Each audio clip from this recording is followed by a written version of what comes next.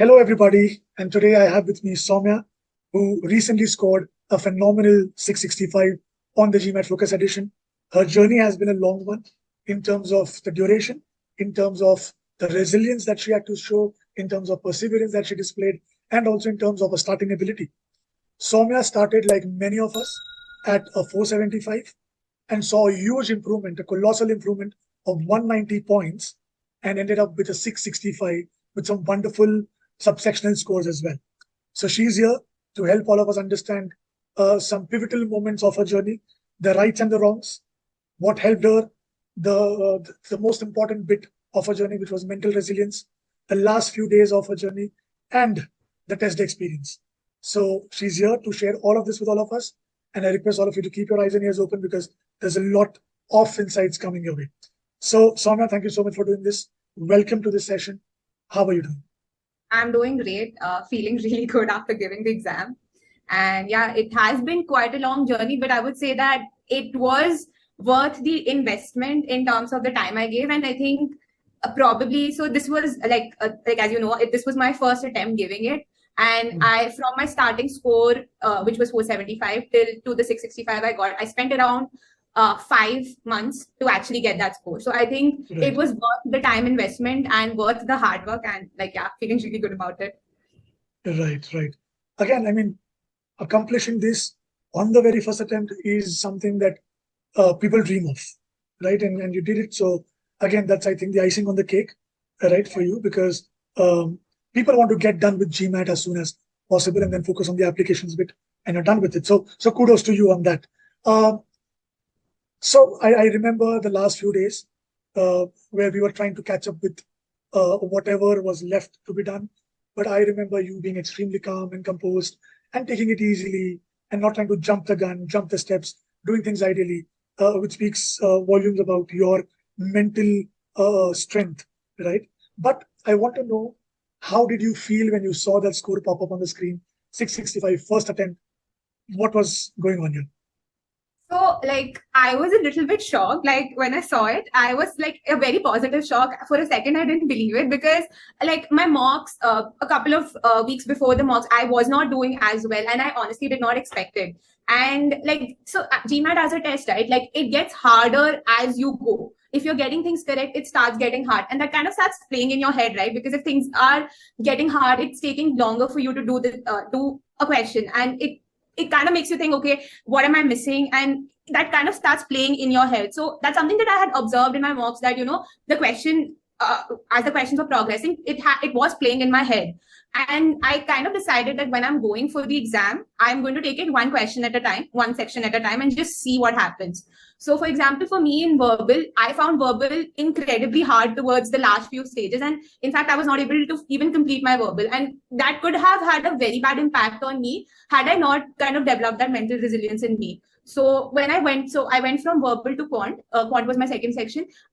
I sort of before jumping into it, I was like, no matter what happens, I'm just going to take it one question at a time and try doing my best over here. And quant went very well. I had spare time also left.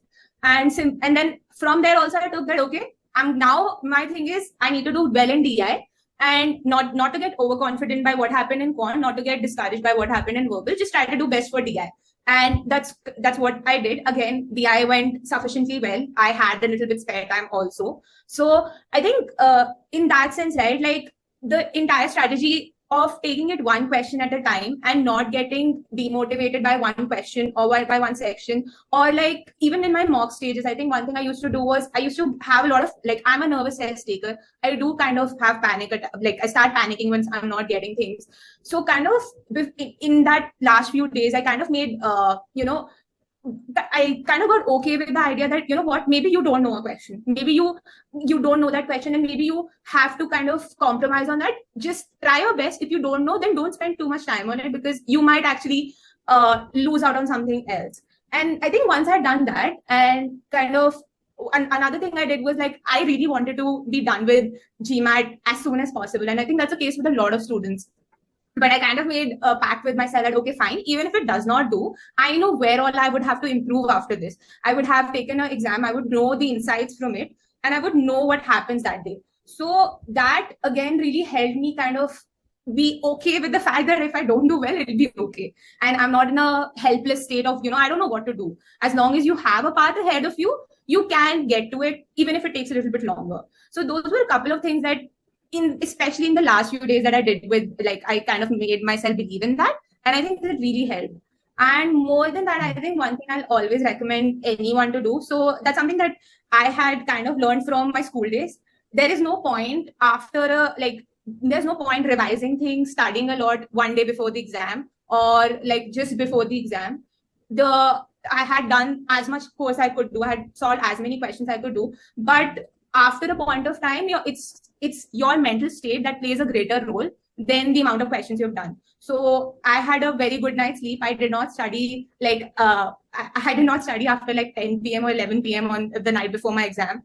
I stopped studying, reached to the center a bit early, took my time to calm down and actually enter into the exam hall. And I think, yeah, all of these little things, they play a major role in like making sure that you are able to perform to the best of your ability on that day. Right. Very nicely put. I think even MS Dhoni in one of his press conferences at once said that his father always told him that there's no point worrying a day before the exam because anyway, there's nothing that you can do anymore. If you had already studied well, there's nothing to worry. And if you've not studied well, even then there's nothing to worry because you know what's going to happen. So mental conditioning is important. That's great. So now that you've already shared with us a few things about how you prepared yourself mentally for the D-Day, let's go back to the beginning of this journey. Okay. You took your first official mock. It was a 475. We discussed it was quite disheartening to know, especially with the quant section, since you come from the engineering background.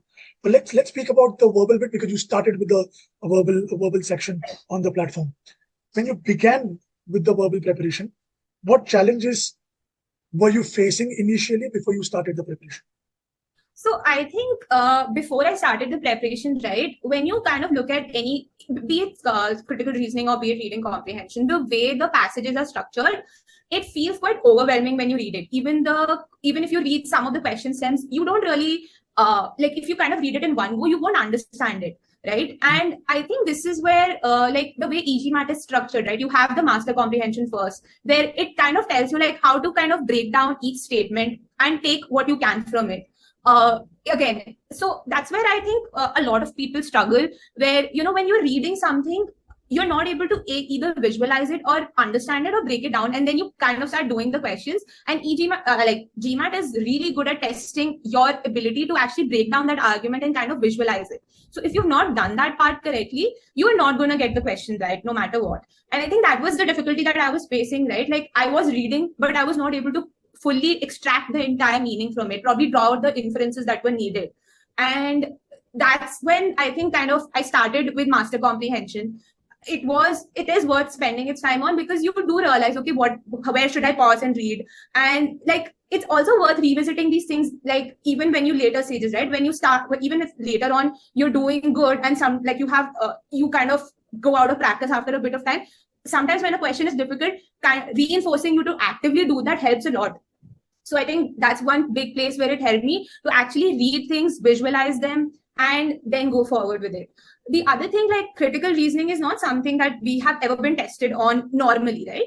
So Correct. Kind of understanding how to go about it is something that really where eGMAT really helped me. So we have a very well-defined structured process. And right now when you start, it might take you 10 minutes to actually solve a question, but that is worth the time you are spending on it, because once you do that, you kind of understand how these arguments are getting visualized. Where do I need to create my falsification scenario? How do I get to an assumption?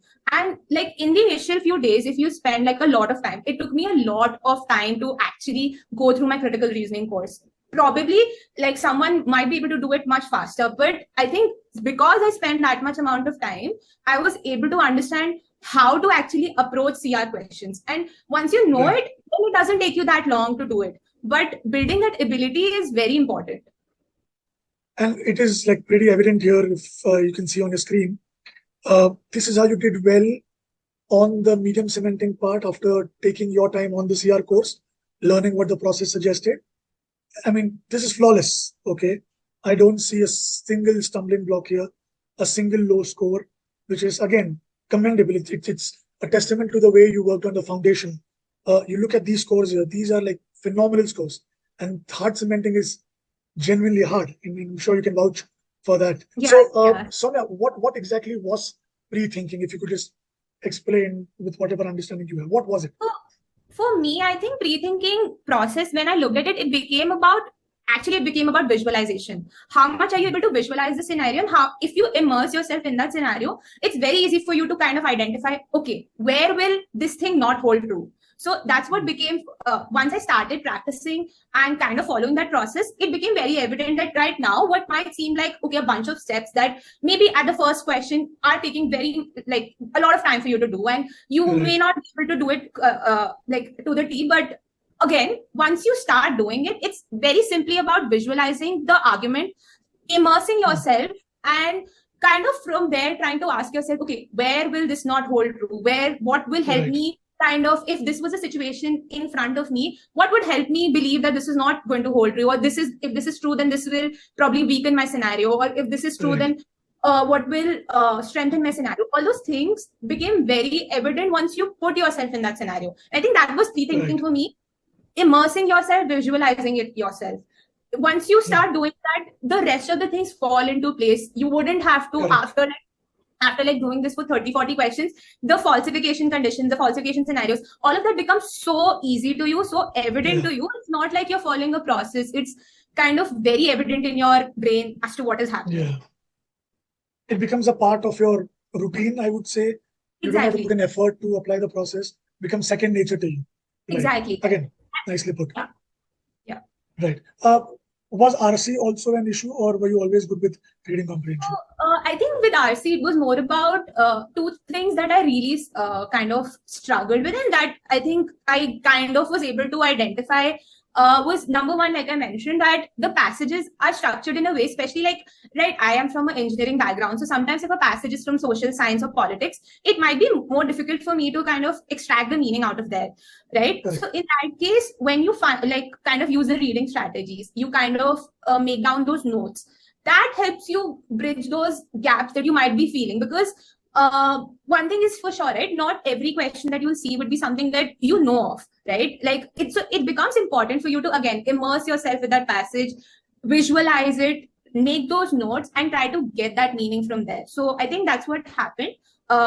In this starting, like RC course really helped me kind of identify where all I could probably improve in visualizing things, identifying things. And the second part that I used to struggle with was drawing inferences. So again, that I think helped that like both critical reasoning and RC, because both of them will come with inference questions. With practice, I was able to see, okay, why am I not able to make certain inferences, or why am I drawing incorrect inferences?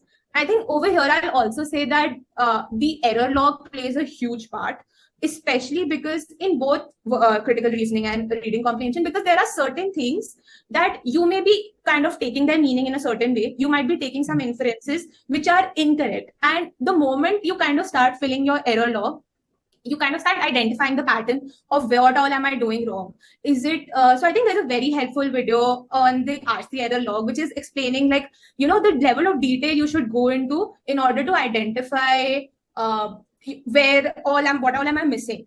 And I think that really helped that, okay, am I not able to kind of visualize the passage, or is it the answer choice analysis that I'm faltering at? And for me, it was, for example, I faltered mostly at answer choices, and mostly it was because I was not visualizing the answer choices enough.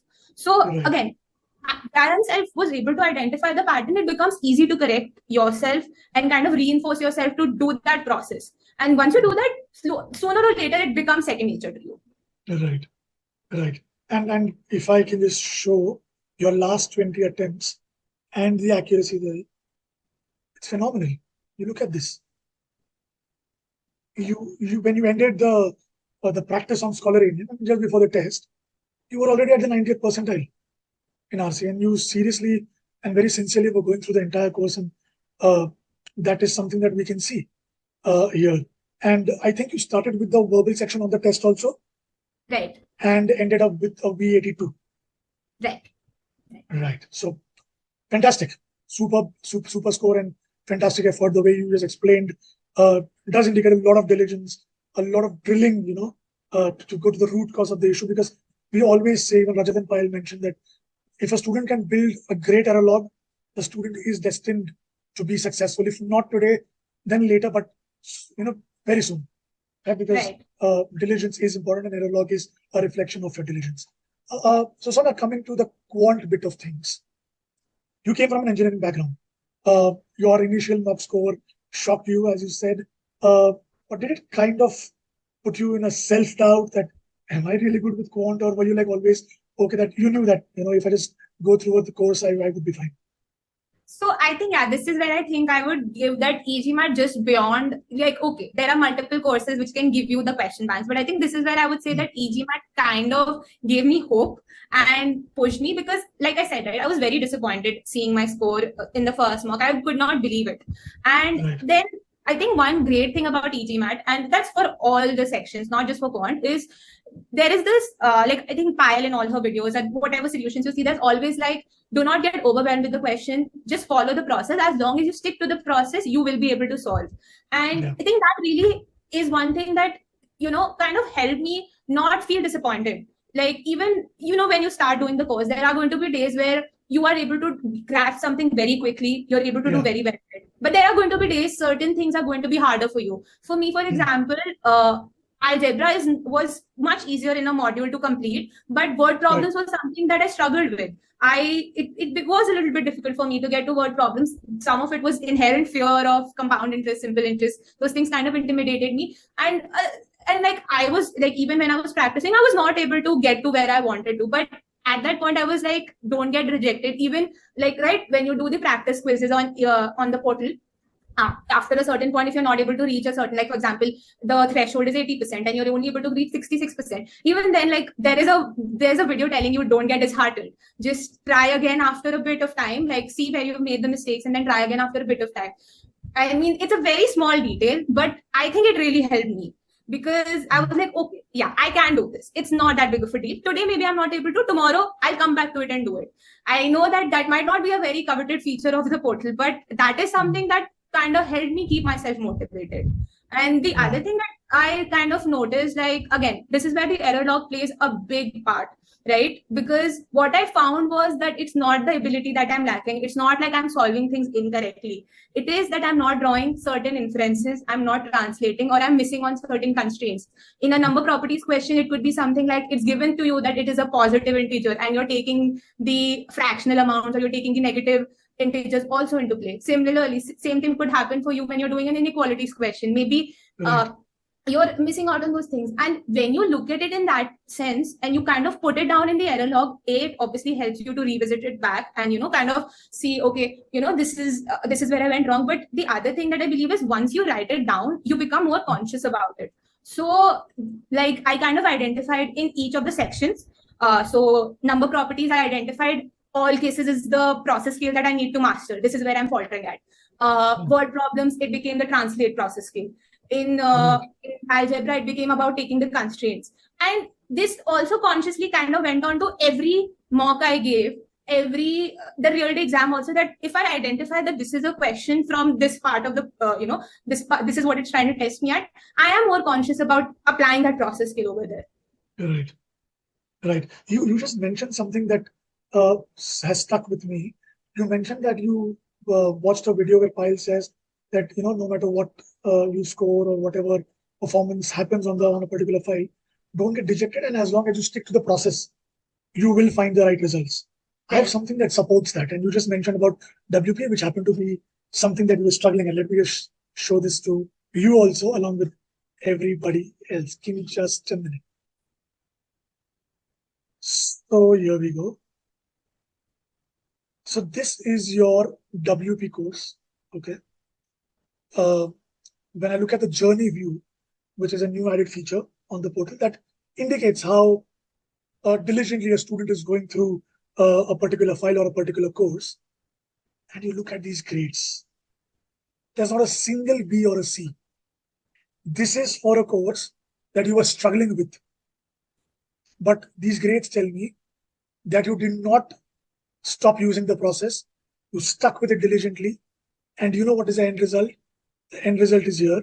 You ended up saving almost 7 hours on this course, because whatever you were learning, you were actually understanding and trying to understand everything. And that was helping me. And I'm sure you know the P.A.C.E It really helps you, Yeah. save time on things that you're already good at and spend more time on things that need help. You saved 7 hours on this course where you were kind of struggling. That speaks a lot about your diligence. So again, like I forgot to mention, like P.A.C.E, especially for like somebody like me, right, who has the quant basics with her, was really helpful because it kind of like all the basics I was able to skim back. I kind of just went to the parts where, okay, this is where it needs refining. So in that sense, again, like very helpful to kind of streamline. You, like not only does it help save time, but it also kind of helps you identify, okay, yeah, this is where I need practice. So again, a very good analytics tool. Right. And algebra, you mentioned you were like, you just, smoothly went through, you breezed through the algebra because that was a strength. Look how much time have you saved? You saved almost 10 hours only. Again, even though this was a strength, you did not just take it lightly. You went through everything with diligence, and these grades, again, are a testament to your diligence. And I'm so happy to look at all of these stats here. The ones that are grayed out are the ones that you're already strong at, and the diagnostic quizzes here have kind of helped you. Right. So, I mean, again, a good example of what diligence can do to somebody in the longer run. Right. And I remember now that by the time you finished your Quant course, I think we were just 10 days away from a test. Right, exactly. We didn't have much time, and I was kind of like, okay, I have whole data insight section pending. Will I be able to? And like data insights, again, I have to say this. Before I started with e-GMAT, data insights was such an intimidating section for me.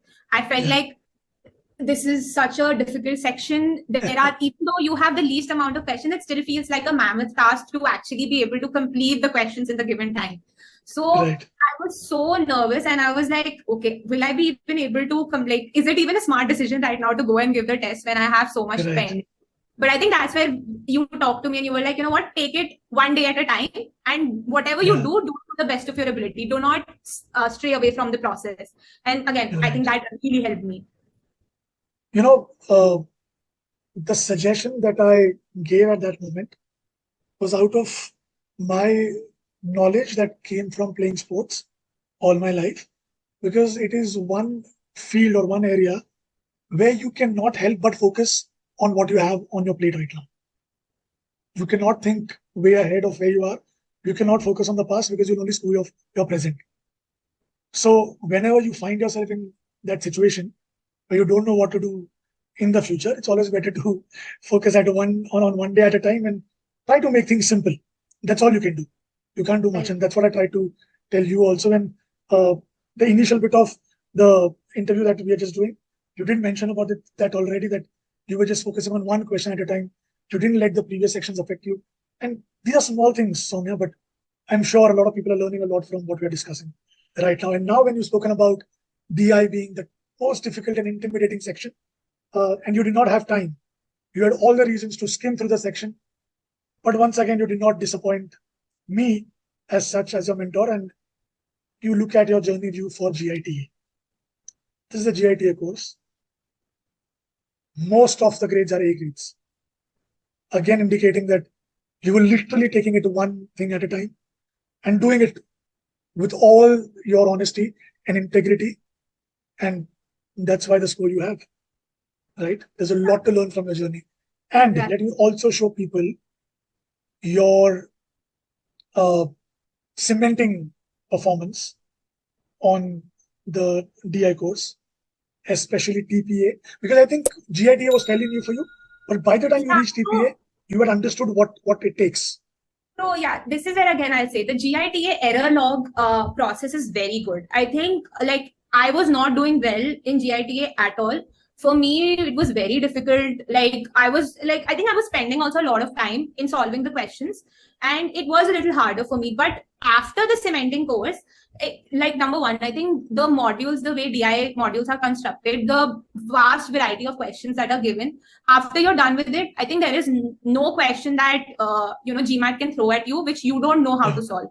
So even if I did not perform well in a certain quiz for any of the modules that I completed in data insight, if I saw a question which was from official guides or like even a question on my paper, I was Right. very, very confident on how to approach it. And like, I was very confident in doing it because I could see that, okay, yeah, this is the process. This is something similar I have to do. Especially like in PPA, two-part analysis, when I kind of, like before going through the course, I was a little unsure, okay, how do you do it? But once I went through this course, it was so evident what you need to do. And every question became very easy to do in that sense. Like, and you don't even spend that much time doing it.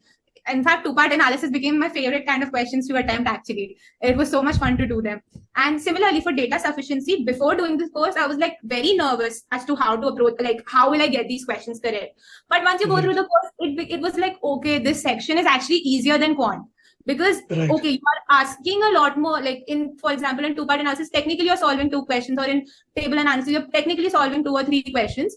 But the actual, like, it is actually easier if you kind of have your basics with you, if you follow the process, if you have your basics with you, if you understand the concept, then it's actually very easy. And I think there is another video which I saw of eGMAT. This is, I think, on the YouTube, or I don't know if it's in the course section also, where there was this one question that was explained by one of the experts. And she mentioned how if you are not, like if it is taking you more time to solve a question, that means you're not drawing certain inferences, which you could, and that would help you solve the question. And again, that's something that struck with me, where it was like, right, that makes a lot of sense, because GMAT is not testing you on doing a lot of calculations. It is not testing you on the ability to, plug in some things on the calculator. It wants you to draw those inferences. And like, again, in the DI section, when I initially was performing bad, I kind of realized it's because I'm depending on that calculator. I'm not making the inferences that I need to make. And that's when I was like, that was a light bulb moment for me. I was like, okay, I'm going to, like the calculator is there, but I feel like you have to be very smart to use it. If you kind of use it to do the calculations, you are not going to be able to solve it. Solve like the entire section. You will get stuck with like 5-6 questions. So I took that, and then I started drawing the inferences, and then again the process became very evident. Okay, what needs to be done? It's very easy now, and that kind of reinforces you, right? Like once you start getting things correct, it gives you that motivation. And honestly, I think I spent the least amount of time in data insights to complete, but it is now my favorite section. It is actually enjoyable to do it. So like, yeah, that's one thing. And you scored what, D82? Yeah, D82. D82, fantastic score. I remember discussing the calculator bit with you right after your GITA course, when you suddenly realized that, oh, this is not working for me.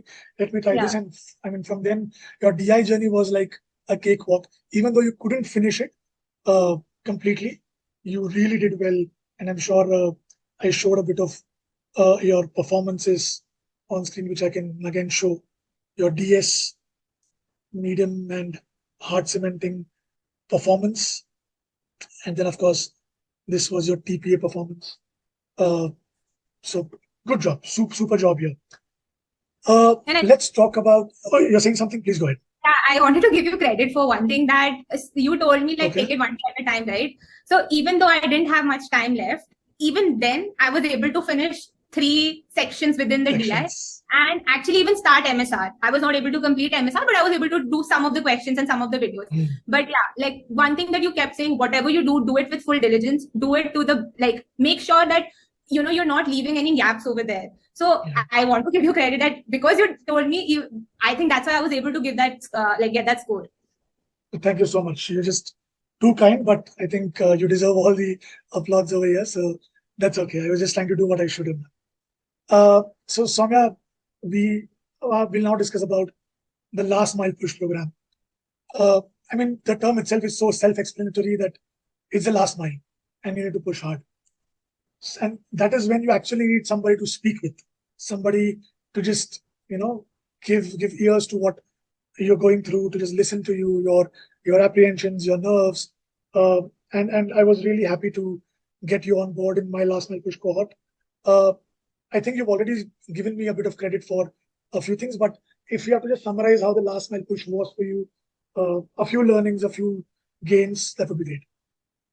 So I think the biggest thing for me from last mile program was the strategy building that helped me a lot, because after a certain point, right, you have done the course, you kind of know okay, like this is what is this is my ability in this section, right? Right. Now it comes to when you're taking the test day, like for example, I did not know that this is going to be sectionally adaptive. I knew that this is adaptive per question, but that's an insight that I got from you, right?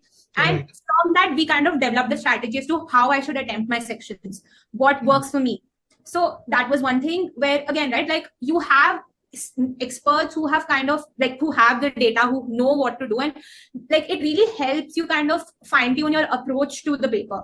Then again, right, I was I think when we had started the last mile program, I think in my quant I had in my cementing I had gotten like 55% or something in advanced theory, advanced topics. But I think you recommended that I kind of go ahead and solve a couple of more questions, do these things in relaxed timing, do one more quiz in cementing, and all of that really helped me make like that was I think that was advanced topics was a part which actually I could have improved more on, and I think you identified that very correctly, and I improved on it. And after I think spending that little bit of amount of time extra, I don't think there was any questions on advanced topics that I was getting incorrect after doing that. So and that's I think a big thing for me, because like for a lot of students, like something like permutations and combinations, probabilities, things that you can easily get wrong, but there are also things that you can easily get right. Once you spend that time on it, I think these are actually very time-saving questions, because the calculation is relatively simple. If you have a clear approach, it's actually very simple to do those questions. So like that's where I think the insights that you were kind of looking at my data, you were helping me like figure out where all are my improvement areas where I can push a little bit more. And again, right, like once you give a few mocks and you're not able to do as well as you imagine, it kind of starts playing with you a little bit. You again start getting discouraged. And having the last mile program, having a mentor, somebody who's kind of having a little bit of trust in you, pushing you a little bit, it really helps, because you kind of like think that, okay, you know what, there is somebody who has been guiding me. They are saying follow this step, let's just follow this step and see what happens. So like there's a positive reinforcement that you're getting, right? And I think that again helped me a lot. And mostly I think with everyone who has entered the LMP program, they will agree to this. Having a well-defined layout of what you need to do in your last few days is extremely helpful. It helps you keep yourself accountable. It helps you keep yourself consistent. It helps you keep yourself motivated. And like it gives you that structure to, okay, this is what I need to do in my last few days. Because like, again, I said, there is not much new concepts that you can learn in your couple of days. Once you have done your verbal course, once you've done your quantitative course, once you've solved a certain number of questions, it's all about now like identifying gaps and building on, rectifying your mistakes, making that error log, and kind of like, identifying where I'm going wrong. Because now you learned whatever you could. Now you just need to identify what am I missing from my learnings. I think that's where LMP program really helps you kind of, look back as to what am I getting wrong, like, right? And I think, and giving yourself that strategy. I think we like before, just the day before my exam, we had a talk and we discussed that this is how we want to approach. Do not get the questions wrong in the first few questions. Don't get them wrong. Try get them correct. That's how the algorithm works. So that again helped me immensely. Correct. Now that we're speaking about that, let's just show everybody your ESR. And so this is what we were discussing about, that we'll try to not get questions incorrect in the beginning, even if it takes time. We'll keep our calm and then we'll slowly build the momentum. And this is what you did. The first question you answered incorrectly was the 7th one. Another thing for people to observe here is that there were no consecutive wrong answers initially. So that allows the test to build the difficulty level for you, because higher the difficulty level, lesser the penalty on getting answers incorrectly. And that is what happened over here.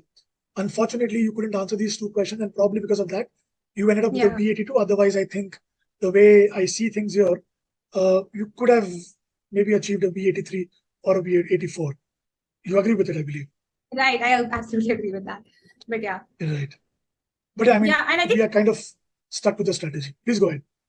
Yeah, so that's what I'm saying, right? Like just the day before, we had a discussion on this, on like how we're going to attempt things. How is it, again, same thing in quant. Like I was like, you told me that spend a little bit more longer if it is taking that, but make sure you get it correct. And Yeah. I think that was there in and it did reflect in my score, because even after, like I said, I found verbal extremely hard for me. I was not able to finish that section.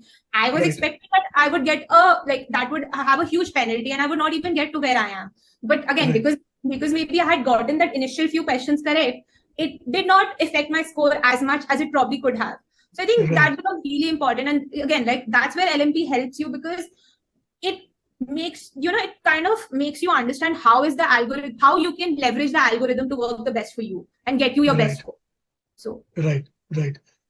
Kind of a lot of things fell into place. We had the clarity, I think, that we had in our mind before taking the test about a lot of things. This was just the strategy bit of it. But I think you discussed about the clarity that you had in your mind 10 days before the test, that you kept on conditioning your mind to be okay with whatever happens. And I think that was something that played a huge part, because you actually gave yourself 10 days to become mentally really strong and resilient, uh, and just stay calm with whatever happens. Right? right. So just one question. How did you manage to have a good night's sleep a day before the test? I think, yeah. So I think after I had honestly, I knew this, that if I don't sleep well, I am not going to be able to perform well. Okay, so I Right. think when I kind of like the last few bits, I did my revision. Again, this is what I would say: the error dog really helps you, right? So on my last couple of days, like the last day, I wasn't focusing on doing a lot of new questions, or like trying to see, oh, let me do some really very hard questions and see, go on GMAT Club and do this, or go to give myself a lot of hard quizzes. I was actually just looking at my error log. I had made a bunch of small notes which I had kept, which I had extracted from my error logs, that this is where I'm going wrong. And that's all that I revised at the end. And after that, I was like, okay, now let's just, like kind of something that I think you also helped me identify, and something that I also identified a little bit, is that don't focus on the result. The result bit is out of your hand. I'll just focus on just taking one question at a time and doing that question. So I kind of took the exam as an opportunity to identify where I'm not good at, rather than a feat that I had to accomplish. And that helps change the mindset, that helps you get that sleep, because it might feel really cliched right now to say it, but whatever. When I look at it as like when I went to bed and I'm thinking that, what, tomorrow I have an opportunity to, give an exam and find out what all, where all am I lacking. It's not that intimidating to you. It's not that scary to you. But if you and I can actually testify to this, because 10 days before my exam, when I was giving a mock, I was like, oh no, what will happen if I do wrong in this, right? And I kind of, I think we had a conversation and you had told me that, building your ability is one thing, but building that mental resilience is another thing that you have to do if you want to do well in your exam. And that was, again, some of the things that, we discussed about, and I kind of took from that. And that's what I realized, that, what, I have to stop focusing on the score. The score will take care of itself as long as I take care of doing the questions right and actually seeing it as an opportunity. So that helped me a lot, helped me in getting a good night's sleep, helped me while I'm attempting the questions. And yeah, like I think I've said it a couple of times already in the video, but take it one question at a time, one section at a time. And that it will ensure that you are able to maximize your score. Yeah, that's just Bhagavad Gita things. Stay in the present, right? One thing at a time, do your bit.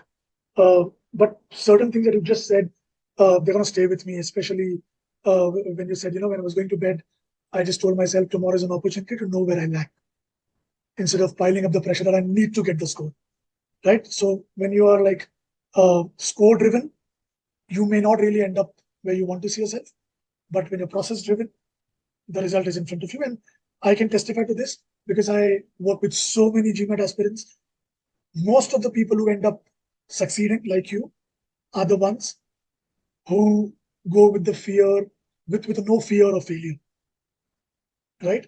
Now, the other way to look at it is, maybe somebody thinks that, okay, it's an opportunity to improve just like you did. Somebody says, not a big deal. If it doesn't happen this time, I'll try again. There are different ways of looking at it, but at the end of the day, it's not fearing failure. Right. Okay. That is something that makes a person reach where he or she wants to reach. And that's something that I really want a lot of GMAT aspirants to learn from Saumya's journey, because I am learning it from her, because it's easier said than done. For me, it's easy to say, but for her to do it, that's an achievement. So a lot of learnings for people starting at a 475, and a lot of learnings for people aspiring to get to a high score and feeling anxious about the D-Day. Saumya, your journey has been fantastic. Thank you. And if I have to sum it up, it was a pleasure to have had you in my LM cohort. I was fortunate to have been a part of this journey that I'm so proud of today. Oh, thank you so much. Yes, and then it's coming straight from my heart because I've seen this journey from close quarters. I know what you were going through. I know what we were doing. I knew your starting score, your journey. So I feel immensely proud of where you are today. And I just hope you continue to take these learnings, continue to stay what you are. Of course, you will change. We all do with time, but you only get better. Yeah. Right? So with this, the session comes to an end. And thank you so much for doing this. Yeah, thank you so much actually for taking me a part of your cohort. I think a lot changed with LMP, a lot changed with your mentorship. So, and thanks a lot to e-GMAT platform. Like I have said before also, I don't think I could have gotten more in terms of the knowledge, more in terms of guidance, more in terms of mentorship from both you and e-GMAT. So thanks a lot. Pleasure. Thank you so much, Saumya.